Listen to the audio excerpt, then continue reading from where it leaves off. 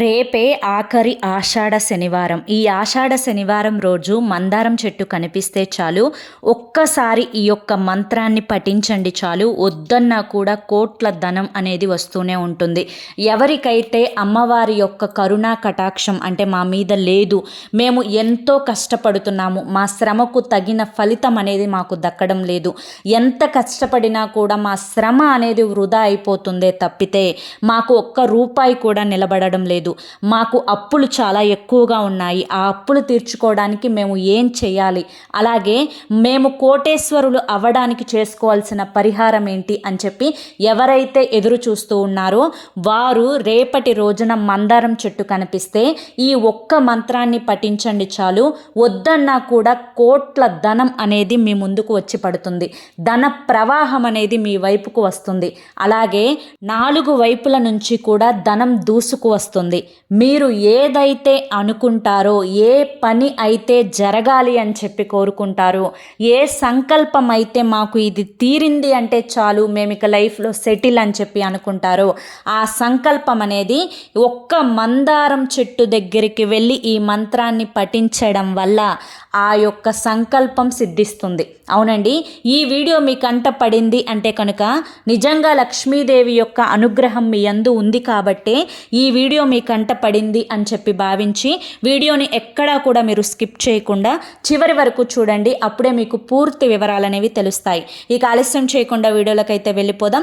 వీడియోలోకి వెళ్ళే ముందు మొదటిసారి మన ఛానల్లోకి వచ్చినట్లయితే మన ఛానల్ని సబ్స్క్రైబ్ చేసుకోండి. ఈ వీడియో ప్రతి ఒక్కరికి కూడా ఉపయోగపడే వీడియో కాబట్టి వీడియోకి ఒక లైక్ ఇవ్వడం మాత్రం అసలు మర్చిపోవద్దు. కింద కామెంట్ సెక్షన్లో కామెంట్స్ పక్కన హైప్ అనే ఆప్షన్ ఉంటుంది, ఆ హైప్ని క్లిక్ చేస్తే ఈ వీడియోకి కొన్ని పాయింట్స్ అనేవి యాడ్ అవుతాయి. దానివల్ల మరికొంతమందికి వీడియో అనేది రీచ్ అవుతుందన్నమాట.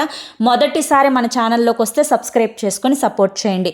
మందారం చెట్టు అంటే ఒక దేవతా వృక్షం, సాక్షాత్తు లక్ష్మీదేవి స్వరూపం.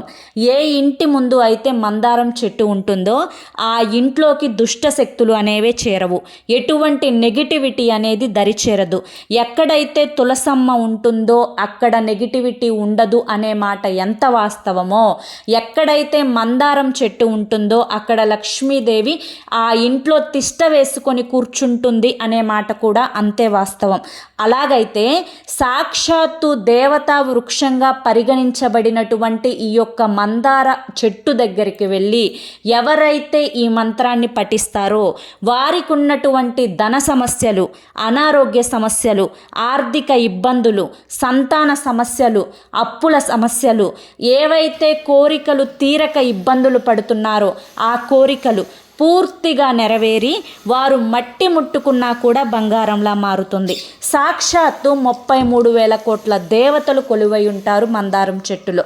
సాక్షాత్తు విష్ణుమూర్తి లక్ష్మీదేవి కొలువై ఉంటారు మందార చెట్టులో.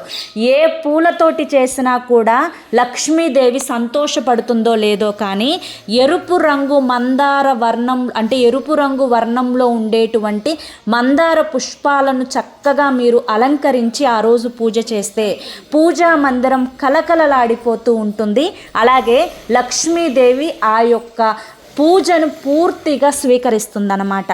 కాబట్టి ఇంతటి శక్తి కలిగినటువంటి ఈ యొక్క మందారం చెట్టు దగ్గరికి వెళ్ళి ఈ యొక్క మంత్రాన్ని పఠిస్తే చాలు, మీరు పట్టిందల్లా కూడా బంగారం అవుతుంది.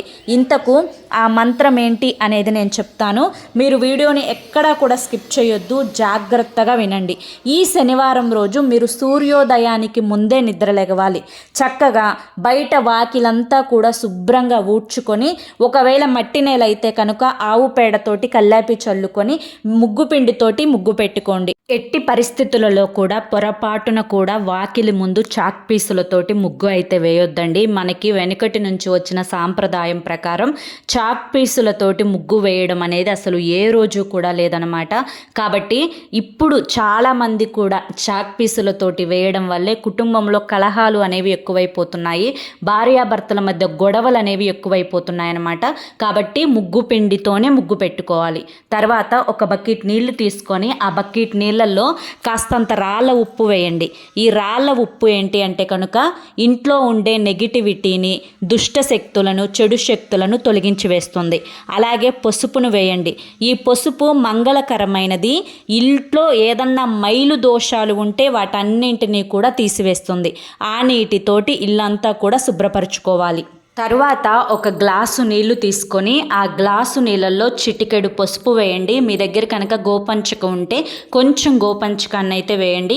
ఈ యొక్క గోపంచకము, పసుపు కలిపిన నీటితోటి ఇల్లంతా కూడా ప్రక్షాళన చేసుకోవాలి. ఈరోజు ఖచ్చితంగా తులసమ్మకు పూజ చేసుకోవాలండి. మీరు ఉదయం పూట చేసుకున్నా సరే, లేదంటే కనుక సంధ్యా సమయంలో చేసుకున్నా సరే, చక్కగా తులసమ్మ దగ్గర మంచిగా పూలను అలంకరించుకొని ఒక చెంబుడు నీటిని పోసి పసుపు కుంకుమలతోటి అలంకరించుకొని నిత్యం దీపారాధన ఏ విధంగా అయితే చేస్తారో ఈరోజు కూడా యథావిధిగా అలాగే ఆవు నేతితోటి కానీ నువ్వుల నూనెతోటి కానీ దీపారాధన చేయండి. అలాగే ద్వార పూజ కూడా ఈ యొక్క ఆషాఢ శనివారం రోజు ప్రత్యేకించి చేసుకుంటే లక్ష్మీదేవి యొక్క కటాక్షం అనేది కలుగుతుందన్నమాట. ఎందుకంటే అమ్మవారిని మనం చాలా ప్రత్యేకంగా ఈ యొక్క ఆషాఢ మాసంలో పూజించుకుంటాం కాబట్టి ద్వార పూజ ఎవరైతే చేసుకుంటారో ఆ ఇంట లక్ష్మీదేవి తిష్ట వేసుకొని కూర్చుంటుంది. ఎవరైతే ఏలినాటి శని దోషాలతోటి, అర్ధాష్టమ శని దోషాలతోటి, ఇంకా శని దోషాలతోటి బాధపడుతూ ఉంటారో వారు ఈ శనివారం రోజు ప్రత్యేకంగా కాకికి అన్నం పెట్టే ప్రయత్నం చేయండి. కాకికి అన్నం పెట్టడం వల్ల శనిదేవుని యొక్క వాహనమైన కాకికి ఎవరైతే ఈరోజు భోజనాన్ని తినిపిస్తారో వారికి ఉన్నటువంటి జన్మల శని దోషాలు పూర్తిగా పటాపంచలైపోతాయి. అలాగే ఈరోజు శనేశ్వరునికి ప్రత్యేకంగా నువ్వుల నూనెతోటి తైలాభిషేకం చేసి, నువ్వుల నూనెతోటి దీపారాధన చేసి, నువ్వులు బెల్లం కలిపిన లడ్డూని నైవేద్యంగా సమర్పించుకుంటే వారికి ఉన్నటువంటి శని దోషాలు తొలగిపోవడంతో పాటుగా శని మహర్దశ అంటే శనేశ్వరుని యొక్క అనుగ్రహంతో అనుకున్న కార్యాలు అన్నీ కూడా సిద్ధిస్తాయి. ఈరోజు శనివారం కాబట్టి ఎట్టి పరిస్థితులలో కూడా నూనె వస్తువులు అనేవి ఇంటికి కొని తెచ్చుకోవడం అంటే నూనె కానీ నెయ్యి కానీ ఏవి కూడా ఇంటికి కొని తెచ్చుకోకూడదు. అలాగే కొన్ని తెచ్చుకోకూడనటువంటి వస్తువులలో నల్ల నువ్వులు ఒకటి, మిరియాలు ఒకటి, ఇంకా నూనె చెప్పాను కదా నూనె, ఇంకా వచ్చేసి ఇనుప వస్తువులు, ఆడవాళ్ళు ప్రత్యేకించి టిక్లు, పక్క పిన్నీసులు ఇవన్నీ కూడా ఇనుముకు చెందినవేనండి. ఇవి ఏవి కూడా ఈరోజు ఇంటికి కొని తెచ్చుకోకూడదు. అలాగే ఈరోజు వెంకటేశ్వర స్వామికి ఎంతో ప్రీతికరమైనటువంటి తులసి దళాన్ని మీరు చేసే పూజలో ఉంచుకోవాలి. అలాగే పిండి దీపాలను కూడా ప్రత్యేకంగా వెలిగించుకుంటే అనారోగ్య సమస్యలన్నీ కూడా పూర్తిగా తొలగిపోతాయి. చక్కగా కొంచెం బియ్యం పిండిని బెల్లంతో కలిపి చక్కగా ఒక ముద్దలాగా తయారు చేసుకొని దాన్ని ప్రమిద ఆకారంలోకి మీ వేళ్లతోటి అంటే మంచిగా నీట్గా సిద్ధపరచుకొని ప్రమిదలాగా చేసుకున్న తర్వాత అందులో ఆవు నేతిని పోసి పసుపు కలిపినటువంటి ఒత్తులతోటి మీరు ఈరోజు దీపారాధన చేయడం వల్ల ఎవరైతే అనారోగ్య సమస్యలతోటి బాధపడుతున్నారో వారికి ఉన్నటువంటి అనారోగ్య సమస్యలన్నీ కూడా తొలగిపోయి వారికి ఉన్నటువంటి రాహుకేతు కుజ దోషాలు తొలగిపోవడంతో పాటుగా వారికి శుక్రబలం పెరిగి ఆ యొక్క వెంకటేశ్వర స్వామి యొక్క ఆశీస్సులు వారికి అంది వారి జీవితంలో అనుకున్న సంకల్పం అనేది సిద్ధిస్తుంది. పిండి దీపానికి అంత ప్రత్యేకమైనటువంటి స్థానం ఉందండి. ఈరోజు వెంకటేశ్వర స్వామి గుడిలో వెంకటేశ్వర స్వామి యొక్క గుడి దేవాలయ ప్రాంగణంలో ఉండేటువంటి రావి చెట్టు కింద ఎవరైతే ఈరోజు పిండి దీపాలలో నువ్వుల నూనెను వేసి దీపారాధన చేస్తారో వారికి అష్టైశ్వర్యాలు సిద్ధిస్తాయి.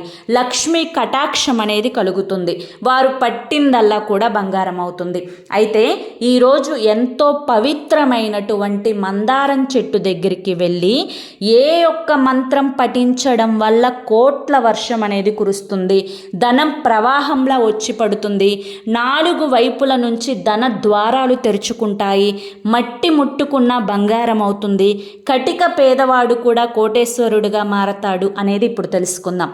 అయితే మొదటిగా మీరు ఇది ఉదయం వేళైనా చేసుకోవచ్చు, సంధ్యా సమయంలో చేసుకుంటే చాలా మంచిది. ఈ యొక్క పరిహారం చేసే ముందు శుభ్రంగా స్నానం చేసుకోవాలి. తర్వాత మీరు మందారం చెట్టు దగ్గరికి వెళ్ళి మందారం చెట్టుని తాకి ఆ చెట్టుకు ఒక చెంబుడు నీటిని పోసి ఓం నమో వెంకటేశాయ నమః అనే ఈ యొక్క మంత్రాన్ని 7 సార్లు పఠించండి. గుర్తుంచుకోండి, 7 సార్లు పఠించండి. ఈ విధంగా పఠించిన తర్వాత ఒక ఎటువంటి రంధ్రాలు లేనటువంటి మందారం ఆకును చెట్టు నుంచి తుంచి ఇంటికి తెచ్చుకోండి. తర్వాత ఆ మందారాకుని శుభ్రంగా శుద్ధిపరచండి. తర్వాత దాని మీద కందిపప్పు కానీ, ఇక్కడ నేను ఎర్ర కందిపప్పు వేశాను. ఈ పరిహారానికి ఎర్రటి కందిపప్పు వాడితే ఈ పరిహారం 100కి 100% సిద్ధిస్తుంది. ఈ యొక్క ఎర్ర కందిపప్పుని మందారం ఆకు మీద పెట్టి కొంచెం చిన్న బెల్లం ముక్కని పెట్టండి. కందిపప్పు మనకి ఇంట్లోనే ఉంటుంది. మందారం చెట్టు కూడా మనకి ప్రతి ఒక్కరి ఇంట్లో ఉంటుంది. ఒకవేళ మీకు అందుబాటులో లేకపోతే ఎవరన్నా పక్కింట్లో అయినా, లేదంటే ఎదురింట్లోనైనా, లేదంటే మీ బజార్లో ఎక్కడున్నా కానీ ఆ చెట్టు దగ్గరికి వెళ్ళి ఈ పరిహారం అయితే తప్పకుండా చేసుకోండి. ఖర్చు లేని పరిహారం ఇది. చాలామంది కూడా ఎంతోమందికి ఎన్నెన్నో డబ్బులు ఇచ్చి పరిహారాలు చేయించుకుంటూ ఉంటారు. ఆ డబ్బులు బొక్కే తప్పితే ఎటువంటి ఫలితం అనేది ఉండదు. కానీ ఈ పరిహారం చేసి చూడండి, మీ జీవితంలో ఎంతటి గొప్ప అదృష్టకరపు మార్పులు అనేవి చోటు చేసుకుంటాయో. ఈ విధంగా మందారం ఆకు, కందిపప్పు, బెల్లం కలిపినటువంటి ఈ ఆకును తీసుకొని గోమాత దగ్గరికి రండి. మీకు ఇంటి దగ్గరలో గోమాత ఉన్నా పర్లేదు, దేవాలయంలో గోశాలలో ఉండే గోమాత దగ్గరకైనా కానీ పర్లేదు. మీరు గోమాత దగ్గరికి వెళ్ళి గోమాతను తాకండి. ఫస్ట్ నుదుటిని తాకండి, గోమాత వెన్నుముక మొత్తం తాకండి, తోక భాగం దగ్గర తాకండి, గోమాత కింద ఒకసారి దూరి వెళ్ళండి. తరువాత ఈ ఆకును మీ యొక్క కుడి చేత్తోటి, మీ చేతులతోటే గోమాత నోట్లో పెట్టండి. భయపడకండి. గోమాత యొక్క నాలిక, ఆ యొక్క లాలాజలం మన చేతికి తగలాలన్నమాట. ఆ విధంగా తగలడం వల్ల మన యొక్క చేతి గీతలు అనేవి మారతాయి. మన చేతిలో ఉండేటువంటి శని దోషాలు తొలగిపోతాయి. మన యొక్క జాతక చక్రమే మారిపోతుంది. అదృష్టపు గడియలు మొదలవుతాయి. మనం మట్టి ముట్టుకున్న బంగారం అయిపోతుంది. ఎందుకంటే గోమాతలో 33,000 కోట్ల దేవతలు కొలువై ఉంటారు. సాక్షాత్తు ఆ మహాలక్ష్మీదేవే కొలువై ఉంటుంది. ఆ విష్ణుమూర్తి కొలువై ఉంటారు. కాబట్టి ఇంతమంది దేవతలు ఒకే చోట కొలువై ఉన్నటువంటి ఈ యొక్క గోమాతకు మీరు స్వయంగా ఈరోజు మందారం ఆకుతోటి ఇది తినిపించడం వల్ల మీ జాతకంలో, మీ జీవితంలో ఎటువంటి దోషాలు ఉన్నా కూడా అవన్నీ కూడా పటాపంచలైపోతాయన్నమాట.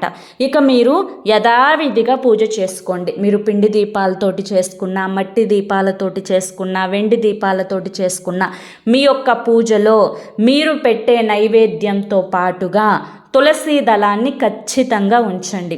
అలాగే మీరు ఈరోజు ఎట్టి పరిస్థితులలో కూడా నలుపు రంగు వస్త్రాలు ధరించకండి.